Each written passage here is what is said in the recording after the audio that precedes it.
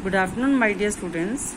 In our last lecture, we have finished off the second chapter, that is Maxwell-Boltzmann statistics, or you can say classical statistics. Now in this chapter, I am going to start the third chapter, that is quantum statistics. In that way, we will study the Bose-Einstein and Fermi-Dirac statistics in this chapter. Now there is an introduction to this chapter. See over here, it is already given in your books. You can simply read this introduction.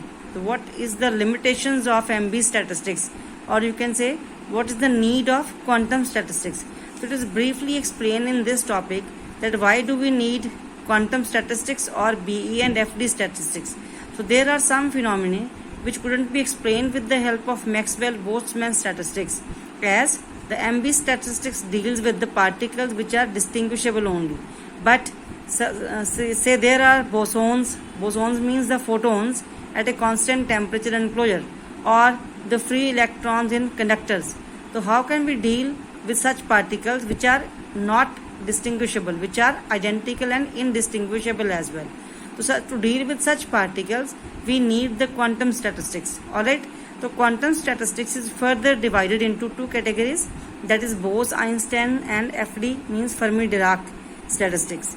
So we have already discussed these two statistics in the previous chapter's introduction. So what is BE statistics? It is simply a statistics in which the particles are treated as the indistinguishable particles, and it was already explained by Planck's law of radiations. Alright. The Bose-Einstein or BE statistics have the following assumptions. So I have read these assumptions as well over here. You can read this out. See, the most important assumption over here is that the BE statistics treats the particles as indistinguishable. The size of the phase space cell means the available volume of phase space cell cannot be less than h cube, where h is the Planck's constant over here. In our previous statistics, that is MB statistics, this size could be as small as possible. It was denoted by h naught the cube. So here in quantum statistics, the h naught cube becomes h cube. That means available volume of one phase space cell becomes the h cube, where h is your Planck's constant. So any number of particles can occupy a phase space cell. The most important is the number of phase space cell is comparable with the number of particles. That is, the occupation index Ni upon Gi is nearly equal to 1. The particles of the system under consideration do not obey Pauli's exclusion principle. This is the most important thing. This means that any number of particles can occupied by a cell. Alright. There is no restriction on the particles that can be there in the cell. Then come to boson. What is a boson? Boson is a particle which obey BE statistics. That means such a particle which does not obey Pauli's exclusion principle is known to be a boson. So what are the examples? Here I must say that all the bosons have integral spins. So the particles which satisfy these conditions are photons, K or pi mesons, atoms like helium, etc., whose spins are integral, photons, that is the quantum of one light wave. This is a boson. Now come to Fermi-Dirac statistics. What is a Fermi-Dirac statistics? Now see, it is a statistics in which the particles are indistinguishable, but they must obey Pauli's exclusion principle. That means they are very similar to BE statistics, except the fact that the particles which obey Fermi-Dirac statistics, they must obey Pauli's exclusion principle. These are the assumptions of FD statistics. Particles are indistinguishable and identical. The available volume of phase space cell, just like BE statistics, it must be not less than h cube. The occupation index Ni upon Gi, it is less than or equal to 1. This is the most important thing over here. Now see, because the particles are obeying FD Pauli's exclusion principle, so the number of particles in a cell can be either equal to the number of phase space cells in a compartment, or they can be smaller, means less than the number of phase space cells in the compartment. But number of particles cannot be greater than number of the phase space cells. That means if there are 10 chairs lying in a room, only either 10 students can sit on the chairs, or the number of students must be less than 10. More than 10 students cannot be accommodated in that room. This is the reason over here, because each chair can occupy only one student. So here is the same, one phase space cell can occupy only one particle or zero particle. That is why the number of phase space cells must be greater than or equal to the number of particles to be there. The last assumption, this is the most important, the particles must obey Pauli's exclusion principle.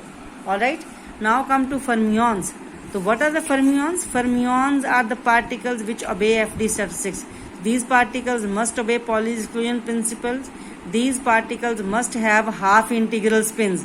So conditions which is being satisfied by the particles are electrons, positrons, neutrons, protons, atoms like 2 helium-3 having the half integral spin. Such particles are known as to be fermions. Now my dear students, this is given in your book that how can we distribute two particles in 3 compartments according to MB, BE and FD statistics. So you have to consider all the 3 simultaneously.